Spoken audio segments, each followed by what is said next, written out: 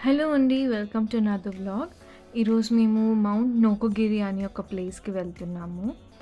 So, దాంతో పాటుగా ఇంకా చాలా ప్లేసెస్ తిరిగామండి. ఇట్లా అండర్‌గ్రౌండ్ టనెల్‌లో ట్రావెల్ చేశాము మేము. ఈ అండర్‌గ్రౌండ్ టనెల్ అనేది జపాన్‌లో మేము ఫస్ట్ టైమ్ అనమాట ట్రావెల్ చేయడం. సముద్రం కింద టనెల్ అనమాట ఇది. చాలా ఎక్సైటింగ్‌గా ఉండింది దీని కింద ట్రావెల్ చేస్తున్నప్పుడు. సో, ఈ టనెల్ నుంచి మనం బయటికి రాంగానే ఇలా ఒక పోర్ట్ లాగా కనిపిస్తుందనమాట. ఈ పోర్ట్‌ని ఉమెహొతరు అంటారండి ఇక్కడ. సో, ఈరోజు మేము ఇక్కడి నుంచి ఏమేం చేసాం, ఏమేం చూసాం అనేది ఈ వ్లాగ్‌లో చూపించబోతున్నాను.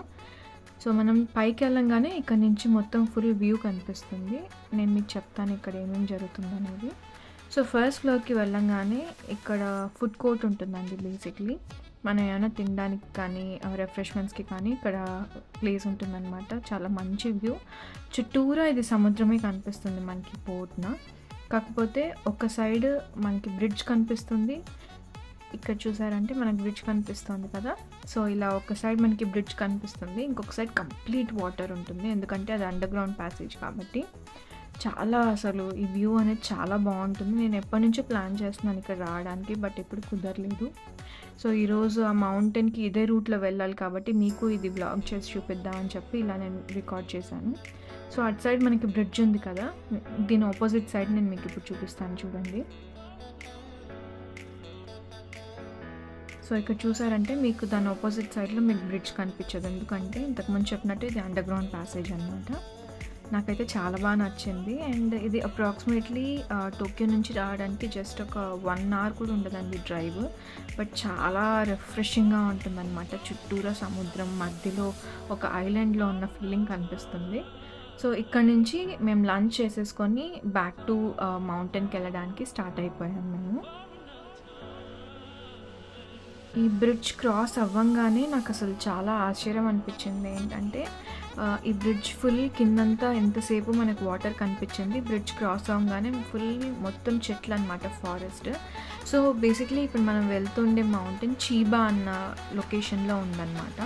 సో, ఇన్ని రోజులు మనం ఉండేది, మనం కవర్ చేసిందంతా టోక్యో, కనగావా అటు సైడ్ కవర్ చేసాము. సో, ఫస్ట్ టైం మేము కూడా చీబా దాటి వెళ్ళడం అనమాట. చాలా బాగుంది. Full on greenery. సో, వెళ్ళే దారిలో చాలా ఎక్కువ టన్నెల్స్ వచ్చాయండి. ప్రతి 5-6 మినిట్స్‌కి ఒకసారి ఒక టన్నెల్ ప్యాసేజ్ ఉండడం జరిగింది. అండ్ టన్నెల్ నుంచి బయటకు రాగానే అసలు ఆ వ్యూస్ అయితే చాలా బాగున్నాయి. ప్లస్ మేము వెళ్ళింది కూడా మంచి బ్రైట్ సన్నీ డే కాబట్టి ఇంకొంచెం వ్యూస్‌కి ఇంకొంచెం అందాన్ని యాడ్ చేసింది.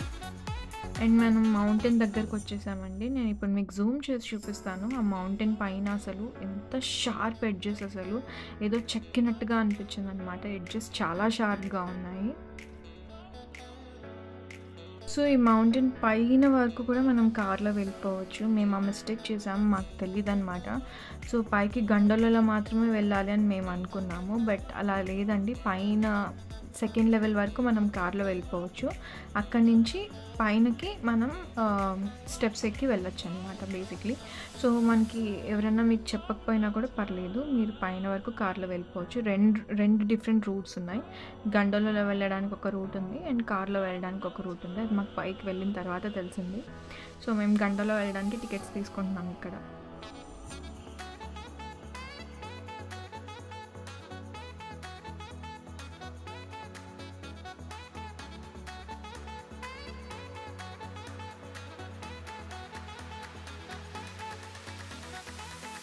ఇప్పుడు మనం పైకి వెళ్ళిన తర్వాత బేసిక్లీ ఈ మౌంట్ నోకోగిరిని hell peak point of Japan అంటారండి.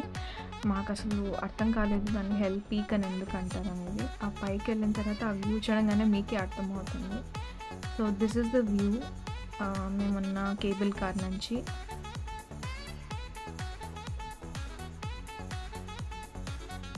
మేమున్న మౌంటైన్ చుట్టూరా వాటర్ అండి. చాలా బాగుంది వ్యూ పైకి వెళ్ళంగానే అసలు.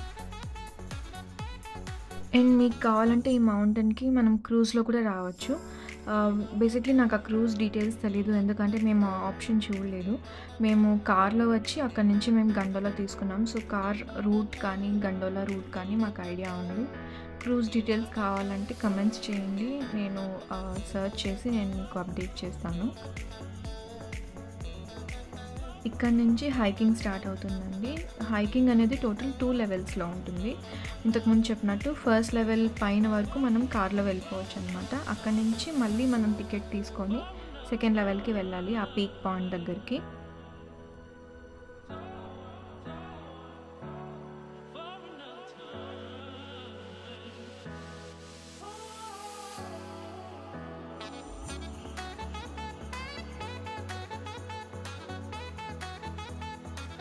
మనం బేసిక్‌గా ఎత్తుపల్లాలు అంటాం కదా! అలాగా ఒక స్ట్రెచ్‌లో అయితే చాలా పైకుంది. ఒక స్ట్రెచ్‌కి చాలా లోతుగా ఉంది.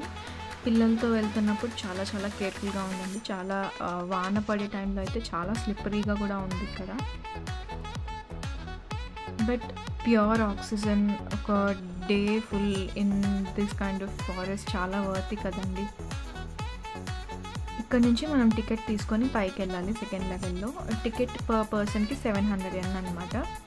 సో, ఇక్కడ ఒక పెద్ద ట్రయల్ ఇక్కడ సెకండ్ ట్రయల్ ఇక్కడ నుంచి స్టార్ట్ అవుతుందండి. బిగ్ బుద్ధ అంటారు ఈ ట్రయల్‌ని. ఇక్కడ నుంచి మనం చూడంగానే ఒక పెద్ద బుద్ధుడి విగ్రహం మనకు కనిపిస్తుందనమాట. నేను దగ్గరికెళ్ళి మీకు చూపిస్తాను.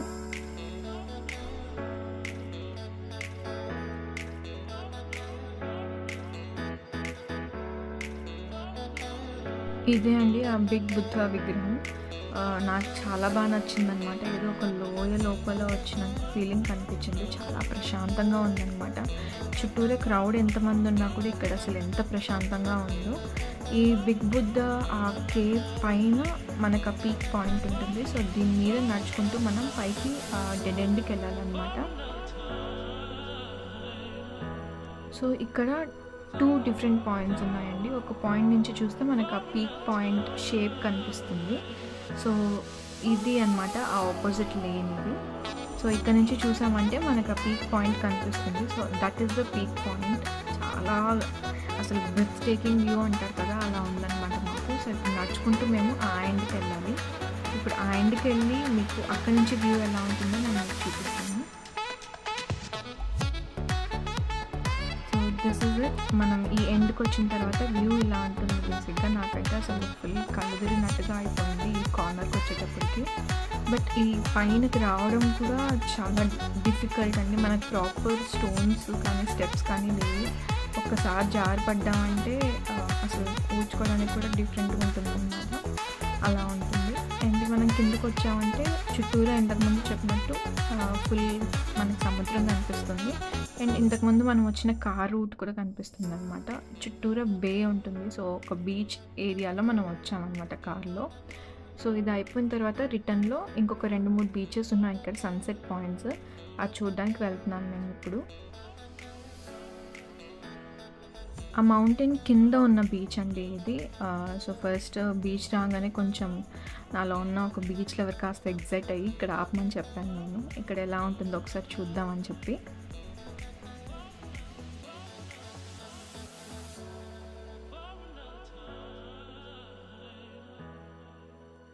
బేసిక్‌గా బీచెస్ అంటే నచ్చని వాళ్ళు ఎవరుంటారండి. అది కూడా ఇంకా సన్సెట్ టైం అనంగానే దానికి ఇంకొంచెం ఆనందంగా అసలు అదొక పెయింటింగ్ వేసిన ఒక బ్యూటీలా తయారవుతుంది.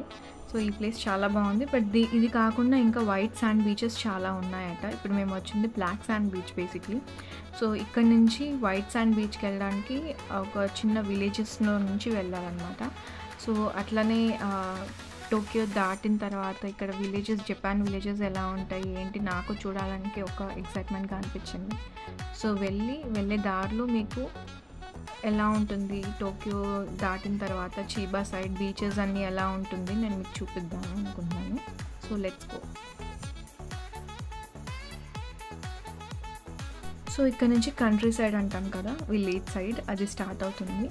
చిన్న విలేజెస్ మధ్యలో చిన్న చిన్న సందుల్లో వెళ్ళాల్సి వస్తుంది. ఒకే రూట్ టు అండ్ ఫ్రోకి ఒకే సైడ్. జస్ట్ మనం ఆ లేన్ని ఫాలో అయితే చాలు. డెడ్ ఎండ్లు ప్రతి లేన్ బీచ్కి ప్యారలల్ రోడ్ అనమాట ఇవన్నీ. కొంచెం దూరం రాగానే ఇదొక అసలు నమ్మలేకపోయానండి. చాలా బాగుంది ఈ ప్లేస్ అసలు చూడడానికి. ఇటు పక్కన మనకి రైట్ సైడ్ బీచ్ కనిపిస్తున్నా అసలు ఆ ఇల్లులు ఆ మెయింటెనెన్స్ వీళ్ళకి చాలా బాగుంది. అసలు రోడ్లో అయితే చిన్న పరకపుల లేదు, అంత క్లీన్గా పెట్టుకున్నారు వీళ్ళు. సో, ఫైనలీ మనము బీచ్ ఉండే సైడ్కి వచ్చేసాము ఇక్కడ సన్సెట్ పాయింట్ దగ్గరికి.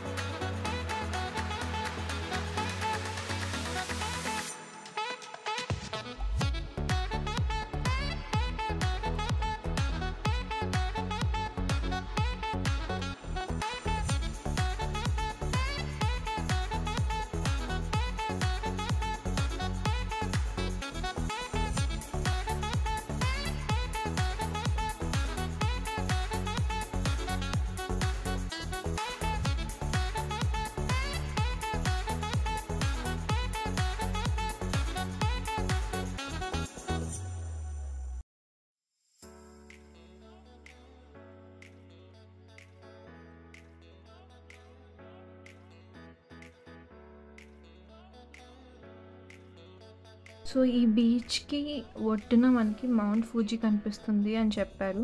మేము పొద్దున్నుంచి వెయిట్ చేస్తున్నాం ఫూజీ కనిపిస్తుందో లేదో అని చెప్పి. So end of the day కరెక్ట్‌గా సన్‌సెట్ అయ్యే టైంకి మనకి మౌంట్ ఫూజీ కనిపించింది ఇక్కడ. సో మన కళ్ళలో కనిపించేవన్నీ కెమెరాలో కనిపించవు కదండీ. సో నేను నా బెస్ట్ ట్రై చేశాను ఫూజీని క్యాప్చర్ చేయడానికి. ఫస్ట్ టైం చూసే వాళ్ళకి ఫూజీ ఎక్కడుంది అని నేను జస్ట్ ఒక పాయింట్ చేశాను స్క్రీన్ మీద. సో ఇప్పుడు కనిపిస్తున్నది మౌంట్ ఫూజీ అండి. ఒక చిన్న కోన్ షేప్‌లో ఉండేది. ఇది మౌంట్ ఫూజీ అనమాట. మౌంట్ ఫూజీ పక్కనే సన్‌సెట్ అసలు చూడడానికి 2 కళ్ళు చాలలేదు మాకు.